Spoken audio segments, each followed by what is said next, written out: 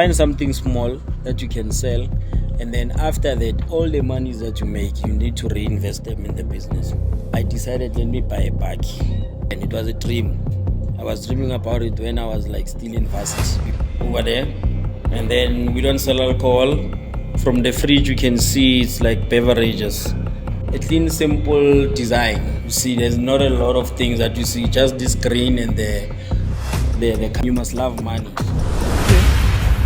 What's good, everybody? My name is Tole, and I know it's been a while, guys. It's been a while, but anyways, we're back now. And in today's video, we're gonna be asking some local business owners how they became successful by opening up their own businesses here in a township like this, guys. So please don't forget to watch to the end. Mainly subscribe, guys, and like the video. But anyways, 3, 2, 1. Hey guys, we in Katlehong right now, so we are about to go interview these two restaurants right here. There are those people who allowed us to come interview them and learn from them. So anyways, let's go, guys.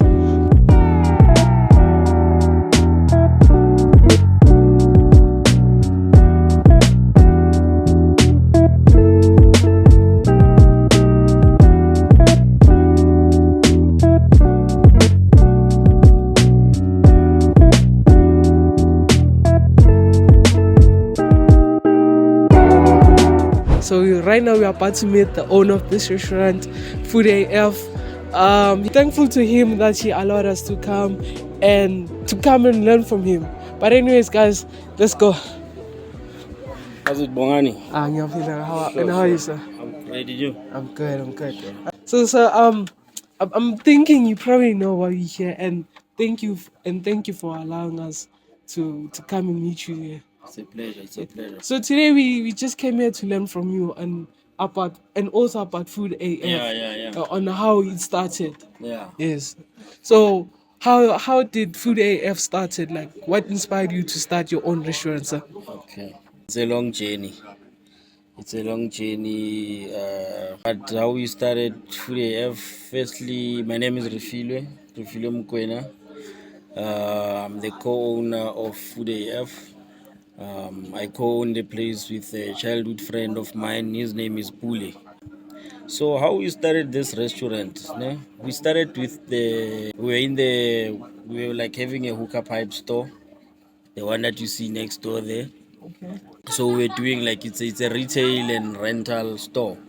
So what we did with it, people will come and rent hablis, and others will come and buy like material. So what happened was that it's a small shop. I'll show you inside. So what happened, we'll have like people coming and then coming here to rent hablis. Can you also check it out also? Yeah, we'll go and check it out. Let me just finish off here at this point. And then, so while we were doing habli rentals, there were like people coming to chill. And then because we don't sell alcohol, and at that time we didn't sell food, so when they came here to rent hablis and chill, we just provided them with sound, and then we rented the pipes to them. They can chill and smoke. And then they kept on asking us, guys, when we come here, we need like food or alcohol, so can you make a plan? That's how the idea then came to do Food AF, you see. So, but then another thing, what we wanted to do with this restaurant, we wanted to do something like which is different. Different in what sense? Selling seafood.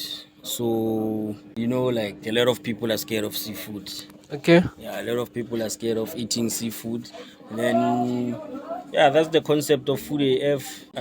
We just took an opportunity from the one business that we have of Hablis, and then when people asked for food, we then thought, let's then add food. Like as business people, we saw the opportunity that if maybe we can sell food, then it will also add to our business activities which were taking place here. Okay. I was very curious about Food AF. So what does the AF stands for? AF is food as fuck. Okay. Yeah. Okay. Stands for that. So you started this business not having any experience in the culinary world. Yeah. We are self-taught. Personally, I like cooking. I like trying things out, and then yeah, we didn't like we're not chefs, Okay. so we are self-taught. Self-taught. My background, I was working in corporate. I'm a merchant by profession. Okay. So I used to be a buyer for Edgar's. Edgar's. So basically, that's where I learned my business skills. Even in high school, in university, I was studying business studies. I did retail business management, and then I went on to do a BTech in business admin. I've always loved. I like food. Also, I like trying out recipes. That's how we like started the thing. So, so what were those small challenges you faced when you started the business? It was funding. Okay. Yeah, it was funding because when you start a kitchen, the equipment is quite expensive. It's quite expensive. Before we opened, we were like we bought some equipment, and then it stayed for like maybe 8 months without operating. But because we have a good relationship with the landlord, she understood that even though we've agreed that we're gonna take the place and not pay rent immediately, we took some time before starting to pay and all of that. But she understood our vision and our loyalty to her, and then she just allowed us to like take our time to start. So yeah, the main challenges were that the main was just equipment. So we had to obtain a loan. After obtaining a loan, there was that challenge of paying back the loan. So that's why sometimes we were not able to like start operating because we still had to finance that loan that we had. But still, the problem was we had also had to buy stock. That running a business, it requires a lot of money, like working capital. So initially, that was the main challenge. It was like basically funding, like buying new fridges, stuff like that. But once we started, we never had like major challenges because always when you do something, you will check, okay, this is a maybe problem, or this is holding us back. How can we improve on that? And then we just improve. So one thing that also maybe helped us to like not struggle a lot. Both me and my business partner, we like coming from, we've got like professional backgrounds. It's not like we're clueless about business. So yeah. Wow. Okay. That's very fantastic. So I'm guessing the best way is to open up a business when you don't have funding. You just go apply for a loan. So Yeah, but now it depends how you're not gonna get a loan if you're not. If I would advise her, if you want a loan, obviously you need to prove. There needs to be something that you are doing, that you can show someone that's gonna lend you the money that I'm gonna pay back. How are you gonna pay back? You just show them. For example, we obtained the loan to buy the equipment through the hookah pipe business because while we were doing this shop selling hookah pipe materials and then allowing people to come and rent, we were also going out to places doing hubly rentals. We used to work at Moahi Wings. So we used those sales from Moahi Wings and the shop sales to like kind of like show a sales history of how much we were making. And then the guys that gave us the loan were looking at the numbers that we were doing on the hookah pipe side. But then when they gave us the cash, they didn't dictate to us what we were supposed to do with that money. So we knew when we took that loan, we took the loan and then bought the equipment for the kitchen. We renovated the shop. Yeah. So if you're gonna want a loan, at least you must be. They always say like sell something. So it's another advice that I can give to someone that wants to start without a capital. Find something small that you can sell, and then after that, all the monies that you make, you need to reinvest them in the business. so So that's how you'll grow, reinvesting, not eating the profit. Yeah. so what do you say about like going seeking for a job and then working and then after collecting money from finding a job and then you start. That's exactly what I did. It's exactly what I did because another thing on my journey to business, when I was working, immediately when I became permanent, I decided let me buy a bike. So I was still working there. Um, So even though I didn't know at that time, it was like back in 2018, I didn't know at that time if I buy a van, what business exactly I'm gonna be doing. But I knew if I've got a van, it's an opportunity. Like I've already created an opportunity. So whatever that comes, I can just grab it. So that was the real step that I took in order to be involved in business. I decided, let me buy a van. Why a van? It's a commercial car. So I could have went and bought a Polo or bought a nice car and then just But like, you decided to buy a yeah, van. that was my first investment into business. I purchased a van, and then but even purchasing a van, it was a plan, it was a dream. I was dreaming about it when I was like still in varsity before I started working. When I was in varsity, I was like, my first car is gotta be a Paki, a van, an NP 200 specifically, which is the car that you see standing outside here. He has been loyal to us for the whole business life. Oh, Yeah. okay. So immediately after buying this van, there was another business that we were doing. We were selling scope or a sheep's head. Okay. So after buying this bike, it was just brand new. Maybe within a week, I spoke to one of my other guys, my friends. I asked him, my bro, I just bought a bike. What business can we do? You see, what business can you do? I bought a van. Let's find something, man, that we can do. Then he suggested, a friend of mine at this home, they were selling scope. Then he suggested, let's do scope because I know that business, you see. So then that's where we started.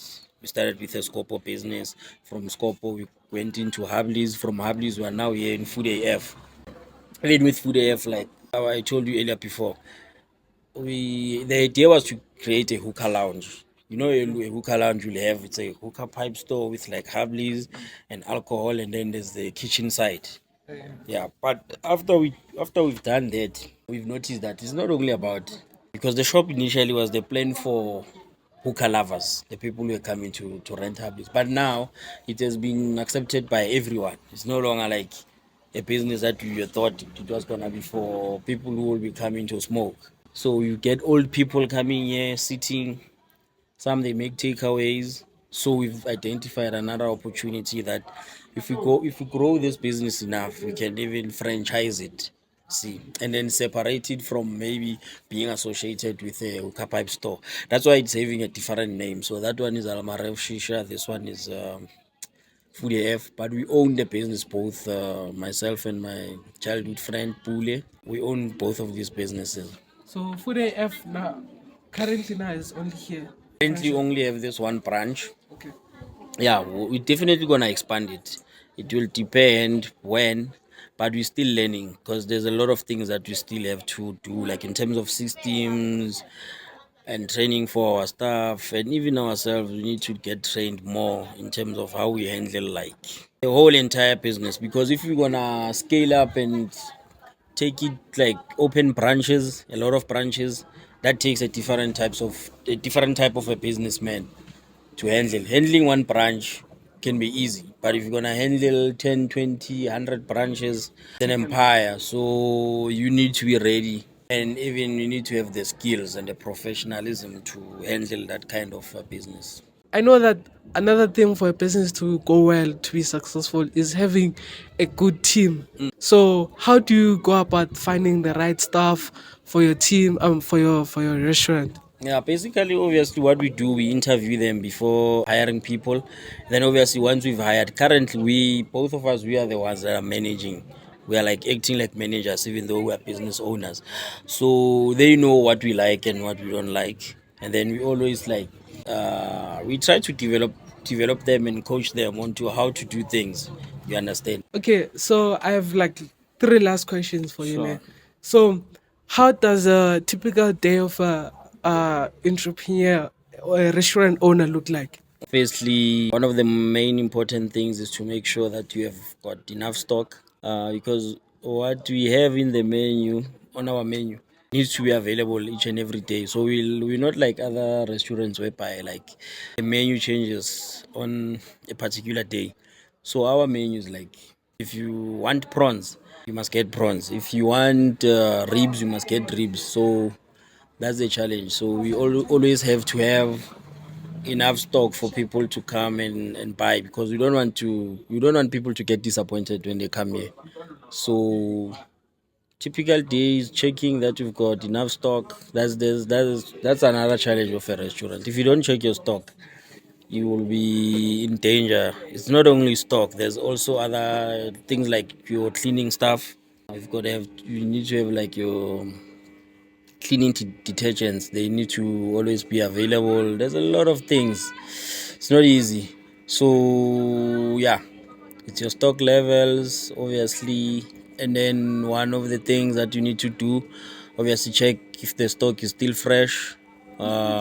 Preparation, but we don't prepare. The staff prepares the meals. We just come and do the spot checks to check, okay, if everything is proper, and then yeah, that's what we do on a daily basis. And then obviously there's times where you have to cash up. That's another activity that you have to do. You need to balance the books. You need to check if your stock and sales are saying the same thing. You understand? Yeah. So and then yeah, one other thing is that thing of always going out to buy stock. You always stock maybe each and every after 3 days. Yeah. Second last question Sure. is, what has been the most rewarding aspect of owning a restaurant? The most rewarding thing about owning this restaurant, I'd say for me, it's the experience to really test the business skills that one has, you know, and then the pleasure of like coming with a strategy, putting it and executing it and seeing it come to life. That's one of the best rewards that one can experience. But for now, in terms of financial aspects, we haven't reached the level, but it's going there. We haven't reached the financial goals that we want. Let's say I want to start my own restaurant also. So what advice would you give me? How what what steps should I take of owning a restaurant? And for I'm also asking for other people there who are watching who are interested in having their own restaurant and being successful also. The advice, I think you should have like passion for what you are doing.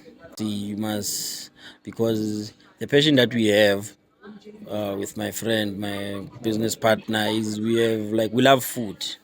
So we don't get bored dealing with food.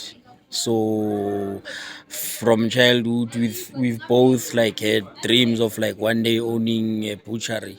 So yeah, it's nothing different from what other people would say. You need to have like passion, and then obviously you need to put in the hours. I think that's the most important one. You need to put in the hours. When you are still setting up, there is no time for resting. You work 24/7. You're gonna have to like you're gonna miss a lot of social gatherings with your friends or family. You're gonna miss some birthdays, and yeah, you're just gonna disappear and people won't understand. But if you know that you're investing in the future, everyone will eventually understand why you had to disappear. You'll come back one day once maybe you've hit your first billion or something. Yeah. Okay, thank you very much, sir. Thank you very much. Sure, Yeah. sure, sure. Can you also like check out Okay, yeah.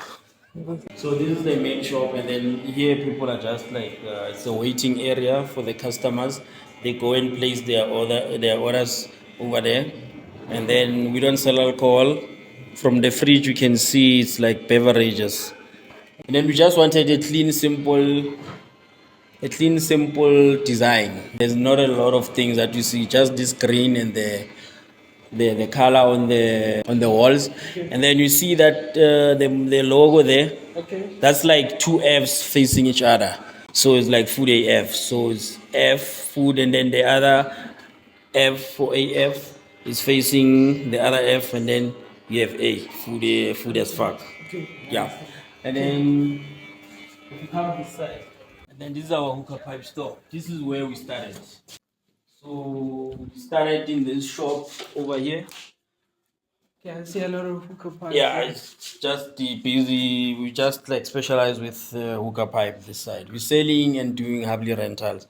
Then when you see these tables, this stuff is for outside when we're doing the extended setup. Because on weekends when it's full, we use the parking space. So Because this shop is not busy during the week. Okay. We just use it also as a storage place. Okay, I Yeah. understand. It must be nice on having a business, right? Yes. If you love business, yeah, definitely you will enjoy business. And also, I know one thing for sure is if you want to succeed in a business, owning a business, Yeah. you have to be passionate about it. Yeah. And also, people like to downplay that thing. You must love money. Okay. What is that one thing people take granted for? Like, by when it comes to business. Ngathini vele, let me see. That one thing.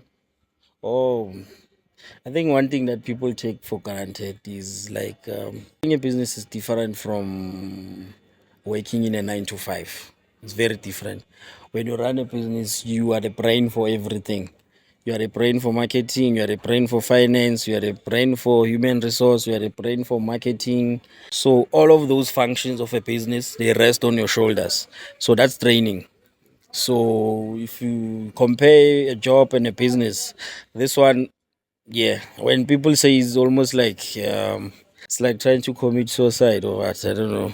Yeah, but it's worth it. It's worth it because one nice thing about a business, um, the financial rewards. We can't because one of the reasons also that I wanted to be in business was because I would like see older men. Like for example, there's an old guy who used to own a garage. It's here in Sahati. He's the first guy that almost like I think brought a mall, a ShopRite mall, like Katlehong. That old man inspired me, and you could see that guy was rich because owning a land, was driving big cars. His name was Isaac Makarepo. Is now late. May his soul rest in peace. So the passion for like having finer things in life. He was driving like S classes, Jaguars at that time. That's the nice thing also about business. Your salary that you make a month in business, you can make it in a day. So there is no limit. Yeah. I thank you very much for It's a allowing us pleasure, to man. come here. Thank you. Thanks. And thanks for giving us the opportunity to talk about our journey. Thank you very much. Sure.